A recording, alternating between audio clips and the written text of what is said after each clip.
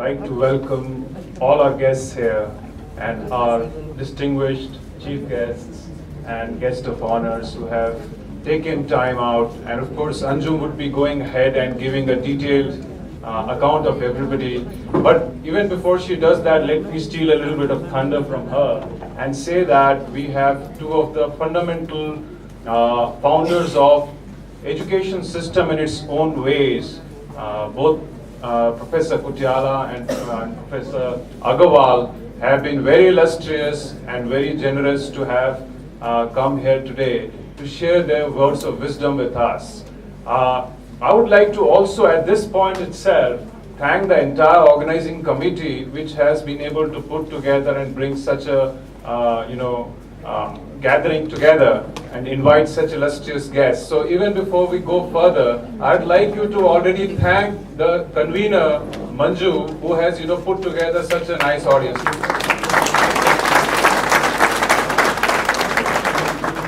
Because it is left to the last moment, which happens the next day, and I think everybody must hear and appreciate that. And at the same time, I would also like to thank our SGMC students who did a fantastic cultural performance just now. While science and technology takes us ahead, while social media might give us new opportunities to go in, but we must not forget our roots in culture. We have been so embedded, so well entrenched in, feeling about our own ethnic and cultural background, our history, our civilization, that on every forum, some way or the other, there should be a mechanism to integrate that with the science and technology which has come up. Before we go on to the topic for today, I would like to remind you a couple of things from my own experiences in the past. Mobile phone. Today we have the handiness of a mobile phone, not only to make calls, but also to do all our business transactions, to be able to do all interactions with. And look at this time now, we have gone the full circle, and we have come to a place where we could reach out anybody, everybody at any given point in time, all through our mobiles.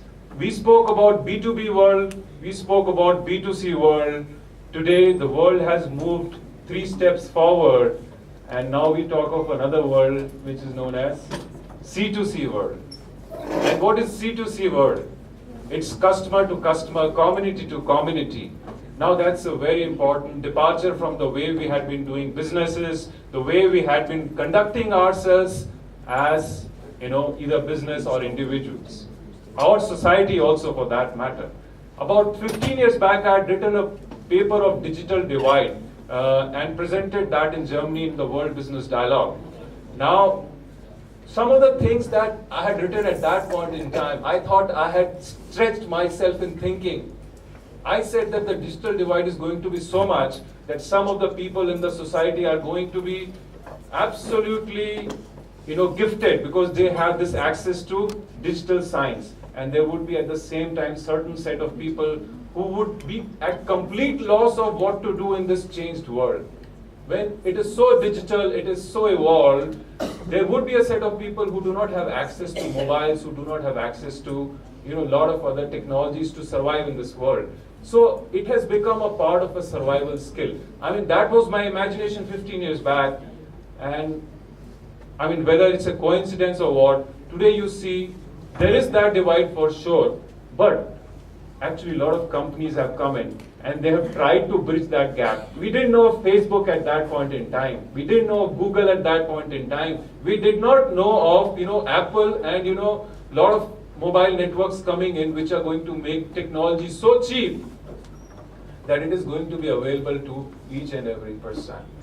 Today we are in a world where the digital divide definitely exists between continents, between cultures, between rich and the poor. But at the same time, there is a leveler. And who is the leveler? We have to thank, Facebooks of the world to be able to provide that leveler so that people can connect together. We might find some of the advertisements which come on the TV like IIN, which is, Idea and Internet Network or something. It might sound very, very, superficial, but look at the background of it, where you're trying to say that everybody has a right to have the information. And today we are not in dearth of information. Today we are in a world where we don't know what to do with so much of information. It is so difficult to unclutter our mind because we have so much of information. Today, most of the research topics now are hearing towards how to streamline information, how to cut down information, how to take more informed and quick decisions given that so much of information is being thrown up your way. At the same time, another area which has come up very strongly is privacy of data. When you see, nobody knew about you. You could choose to be alien to the world. While living in this world, you could have been an alien.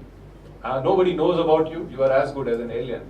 It is so difficult to save your own privacy today. Everybody knows a lot about you. Sometimes by voluntary declaration of information, and a lot of times by active engines of search and information management, which are laid out by Googles and the Facebooks and so many others of the world again. So while there are labels, so today average entrepreneurship age is around 27 years, whereas the average entrepreneurship age long back was almost about 40, 42 years of age. So successful entrepreneurship is what I mean. Because entrepreneurs start young but they fail. Failure rates have come down significantly, so which is an open invitation for people to participate in this flurry of social media which is coming in. So the 4 departments that we have and the way we look at them and the way the conference is also organized, there are 4 very key systems. One is education and evangelization of the idea of social media and innovation. So which, management has to play a big role. So when I say management as a practice, as a philosophy, has to take forward a lot of education and evangelization. At the same time, whatever you develop, whatever you bring into the world needs to be enabled through a strong back end or a strong front end. When I say a strong back end, essentially IT is playing that role today. It is making the back end very strong and very far reaching. And if you talk about front end is actually coming through a lot of innovations again in IT itself. So IT is the biggest enabler, whether it's an Amazon or it's a Walmart or it's required for our survival. Yes, it is. And let's accept that fact rather than question that or delay that decision making too far in the future. So IT is an enabler, management is an evangelizer. And when we talk about law essentially is an environment protector or environment provider. So if the law is not evolved within the country, you would never be able to survive or take the business or scale it up to a certain height. So we spoke about evangelization, we spoke about enablement. Equally important is environment, in which the government is a party, in which the education about that is also very important. Last but not the least, what you have done, what you have developed, whether it's social media or your classic innovations, they need a medium of expression. And expression comes through your ability to communicate in a good way. And that communication comes either through design of what you have done. So it might be a great, fantastic piece of fundamental science. It may be a great piece of, let's say, IT behind. But if it is not able to express itself well enough, what do you think of Facebook? It's a great front end. It is a great design. If you talk of back end, that's very fast. So efficiency has to exist somewhere, and beauty and design has to also coexist at the same time. So expression is also as important, which comes through design, which comes through communication. And that takes care of all 5 departments or colleges we have within IMS as well, right, ranging from management to journalism to IT to design to law. And the way we have conceptualized or thought about this conference was that we be able to take care of the key needs of social media and the key needs of what needs to come. I would not, stretch the discussion too far, because I'll come back when we introduce and launch the incubator today. That's an opportunity for the world to participate in and take their ideas to a different level. There are going to be a lot of ecosystem around it, which we'll detail in the discussion later. I would, at this point in time, once again, thank you all for making it here, and thank our illustrious band of guests that you have been able to make it here. Professor Agarwal was honored by the Reliability Society of IEEE USA for his services as guest editor for the special issue on state of reliability effort of the Indian subcontinent. He was declared as the Man of Decade, Man of the Century, and finally Man of the Millennium by American Bibliography Institute, USA. Well, words are less to describe his personality, so may I request Dr. Agarwal to say a few words. The culture of combining subjects, culture of combining ideas from various disciplines is so much lacking. And Professor Kutiala knows that we have been even jointly making some efforts, but with very limited success. There is so much conservatism on trying to integrate the disciplines or trying to make sure that the use of knowledge of one discipline is applicable into others' domain, and that is where we are lagging behind. When I come here, I find the inaugural session's theme still interesting. It says friend or foe of the society, emerging innovation in social media. When I read friend or foe of the society, I am reminded of a small story. Somebody was given a job in Microsoft some 25, 30 years ago. Very low level job, entry job kind of. And when he was selected for the job, they asked him, please give us your email ID so that we can mail the appointment letter to you. The fellow says, I don't have a mail ID. It's about 30 years ago. And Microsoft says, as a policy, we do not employ somebody who does not have a mail ID. So if you are not on mail, then you are not fit for us. Come what may, the other permutations of selection. And he was not fit. The disturbed fellow started selling fruits on a small cart. Worked very hard because he was hurt enough. Then he expanded his business to a small kiosk, expanded his business to transporting fruits from one town to another town. Ultimately had a fleet of some 1,000 trucks as a fruit vendor. Now he was a big man in USA and he wanted to get his business insured. Every insurance company representative was more than happy to visit him at his house because he was a big man. When the insurance person met him and when they discussed all the details, he said, sir, I'll send you the final proposal. Can I have your mail ID? He says, I don't have a mail ID. He says, sir, don't you think if you had a mail ID, you would have expanded even much better than what you are today? He says, no, if I had a mail ID, I would have been a PM at Microsoft.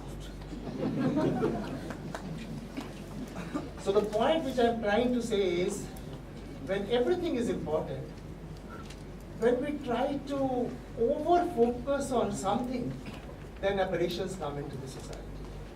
We have to have a very disciplined and balanced approach to several situations to ensure that we are able to achieve the maximum.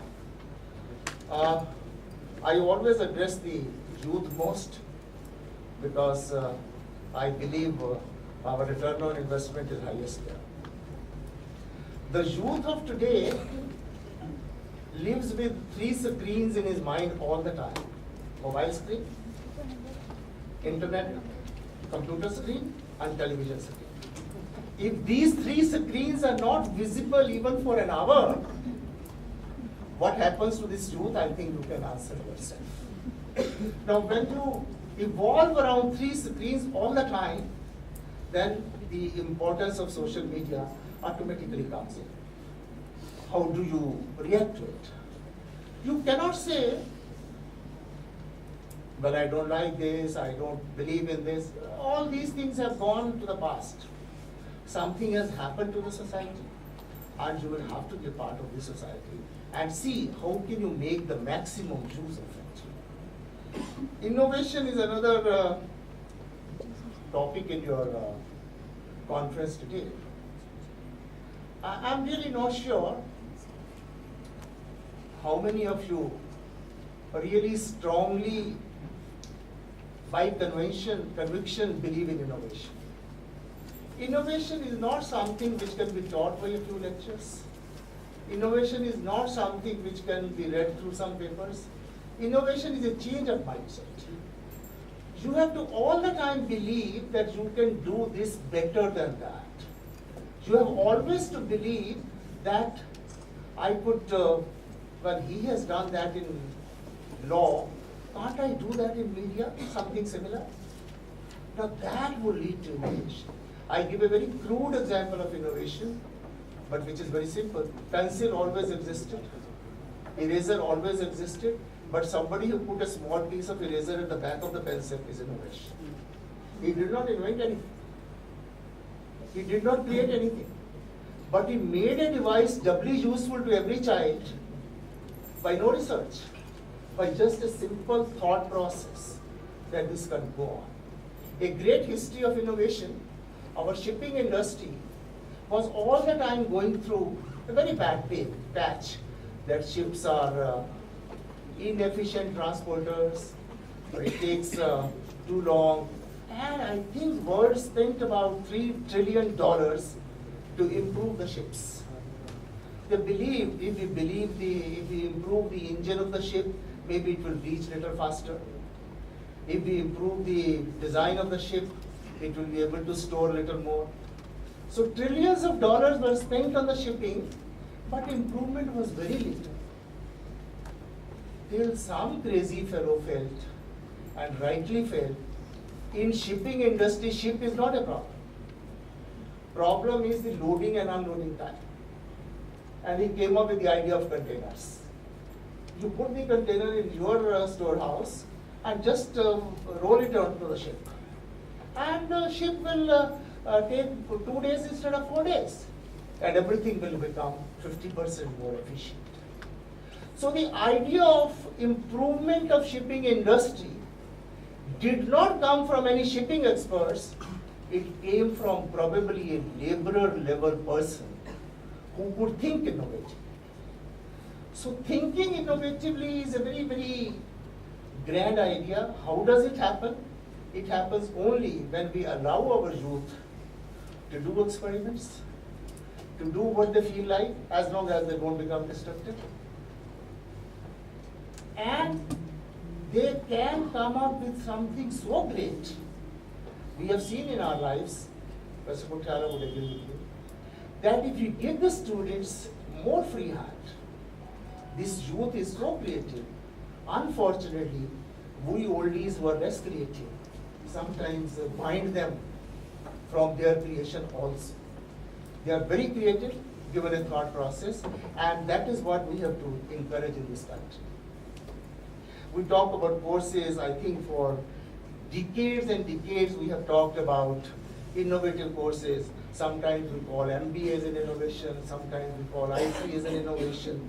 But again, I repeat the point, that the real innovation, we are not able to imagine and so-called take the risk about.